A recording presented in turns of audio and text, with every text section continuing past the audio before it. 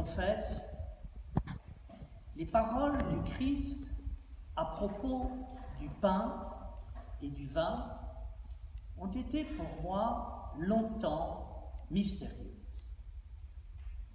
Car je suis un peu comme tout le monde, je vois les choses avec des yeux extérieurs.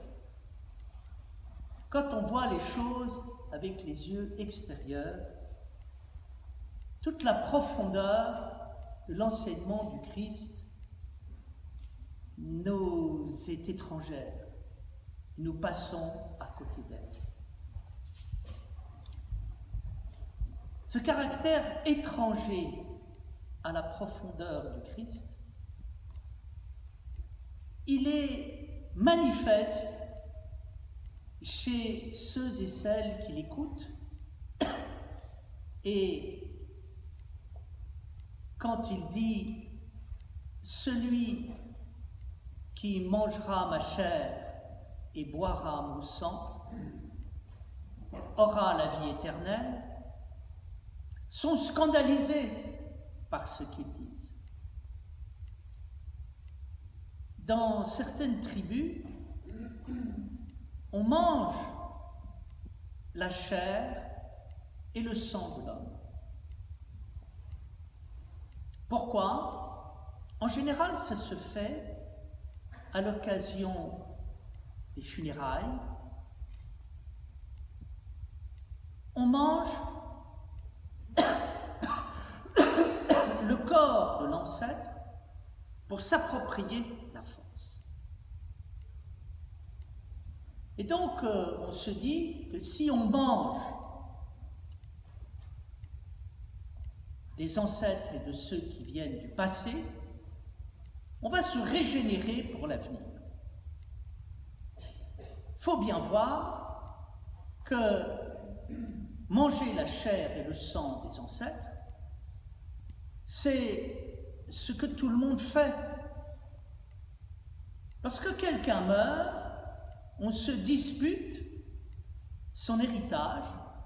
C'est souvent l'occasion de brouilles très profondes dans les familles.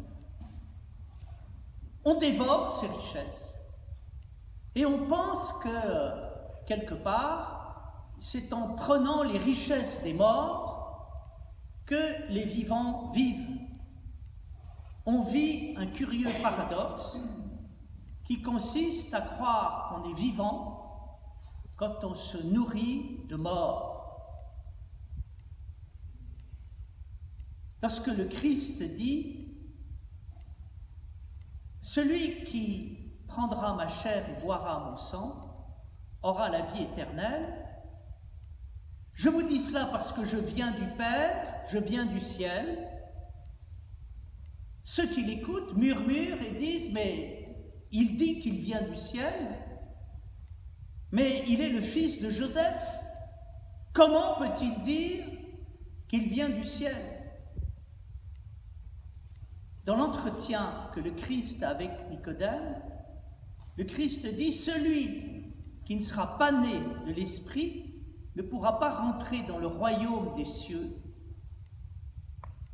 Qui ne sera pas né une deuxième fois ne pourra pas aller au royaume des cieux. » Et le vieux Nicodème dit « Mais comment? Il va falloir que je rentre dans le corps de ma mère pour pouvoir connaître la deuxième vie. »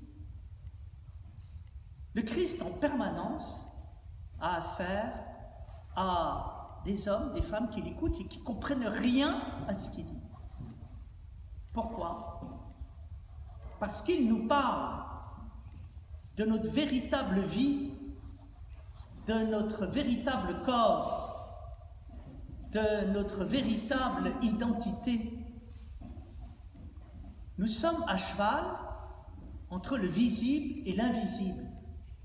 Et il faut bien voir que l'essentiel de notre vie est invisible. Mais que cet invisible est plus vivant que le visible.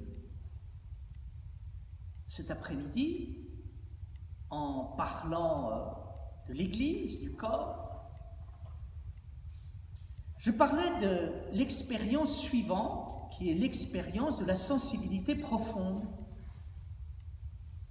Je suis là, dans mon corps, je sens que j'existe, puis tout d'un coup, en sentant que j'existe, j'entends les bruits de la nature, les oiseaux qui chantent. Je m'aperçois que c'est ça mon corps. Mon corps, ce n'est pas simplement le fait d'être là, ici, présent. C'est d'avoir une sensibilité à tout l'espace qui m'entoure, en me sentant vivant dans le tout vivant. Et si je vais au bout de cette sensibilité, je m'aperçois de quoi? Je ne sais pas très bien où finit mon corps. Mon corps est infiniment plus vivant. Si je fais cette expérience de sensation profonde, je vais commencer à comprendre quelque chose de la parole du Christ. Et là, il y a un deuxième niveau d'interprétation qui vient. Quand le Christ dit « Ceci est mon corps, ceci est mon sang », qui mange de mon corps, qui boit de mon sang, aura la vie. Il met une relation entre le corps et le pain, et entre le sang et le vin. Qu'est-ce que veut dire la relation entre le corps et le pain, le sang et le vin? Ça veut dire, je crois, le passage de l'extérieur à l'intérieur. Si le corps du Christ n'était que le corps du Christ et on mangeait la chair du Christ en mangeant son corps, il ne dirait pas « ceci est du pain ». Il ne dirait pas du sang « ceci est du vin ». Il dirait « mangez-moi ».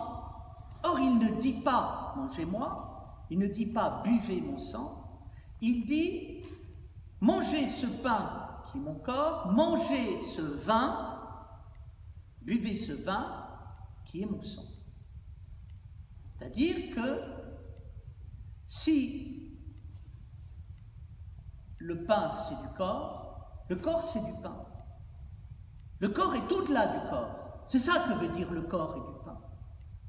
Et le sang et du vin, le sang est au-delà du sang. Allez dans ce qui est au-delà du corps et d'autre part du sang. Et c'est quoi cet au-delà? C'est le moment où je découvre mon corps intérieur, le corps qui vibre à l'intérieur de moi-même et qui est en relation avec l'extérieur. Si je veux découvrir une autre vie, que j'aille à l'intérieur de moi-même, dans l'intime de moi-même, je vais découvrir tout d'un coup un corps beaucoup plus vaste que le corps, un sang beaucoup plus vaste. Je vais découvrir une vie qui va beaucoup plus loin que la vie. C'est toute la vie que nous vivons avec l'intime de nous-mêmes, avec la profondeur de nous-mêmes, avec nos émotions profondes. Mais les choses ne s'arrêtent pas là. Pourquoi? Parce que si je rentre dans l'intime de moi-même, ce n'est pas simplement le corps émotionnel, sensible que je vais découvrir ce qu'on peut appeler un corps transcendant, un sang transcendant. Qu'est-ce que c'est que le corps transcendant? Qu'est-ce que c'est que le sang transcendant? Le sang transcendant, c'est la vie qui circule partout. Et le pain transcendant, le corps transcendant, c'est quelque chose qui m'apporte une nourriture que je n'ai jamais mangée, que je n'ai jamais vécue. C'est-à-dire, je vais dans la liberté totale. Il y a dans notre corps profond un corps infiniment plus profond qui va au-delà de tout ce que nous connaissons, de tout ce que nous avons vécu, de tout ce que nous pouvons imaginer. Je crois qu'on commence à comprendre quelque chose au Christ si nous comprenons que la réalité dans laquelle il nous emmène est proprement extraordinaire. Et que cette réalité extraordinaire se trouve à l'intérieur de nous, dans notre corps. Le Christ a vécu à côté du Père qui est la source ineffable. Et à côté de la source ineffable, il a vu l'ineffable de la vie, dont l'extraordinaire du corps et de la liberté qui est la nôtre. C'est-à-dire que nous n'imaginons pas la profondeur de la vie qui s'offre à nous et qui nous est offerte. Et c'est ça que veut dire manger le corps du Christ et boire son sang. Cela veut dire s'ouvrir à une autre vie, la vie ressuscitée, et cette vie ressuscitée, il nous est parfois arrivé de la sentir d'une manière subreptice dans les moments extraordinaires de la vie où nous vivons avec tout notre être, nous vivons dans la communion avec Dieu, nous rentrons dans un espace où la mort n'existe pas. Mais ce que nous sentons parfois une fraction de seconde, il nous est dit qu'il est possible et il sera possible de le vivre totalement. Donc, dans la montée vers Pâques, cette parole magnifique du Christ nous révèle quel est notre corps véritable, notre être véritable. Ceux qui ne connaissent pas l'Évangile disent le christianisme n'aime pas le corps, il est dans la dépréciation du corps. C'est exactement l'inverse. Le Christ nous révèle un corps inconnu, un sang inconnu, un pain inconnu, un vin inconnu. Parce que nous sommes appelés à une vie ineffable qui commence ici et dont on ne sait pas où elle finit. Voilà, mes chers frères et sœurs, cette parole nourrissante que le Christ nous donne. Nous avons une vie dans un corps inouï qui nous attend. Dans la prière, dans l'humilité, dans la simplicité, dans l'amour de Dieu, continuons vaillamment à aller vers cette lumière et cette vie qui nous attend. Amen.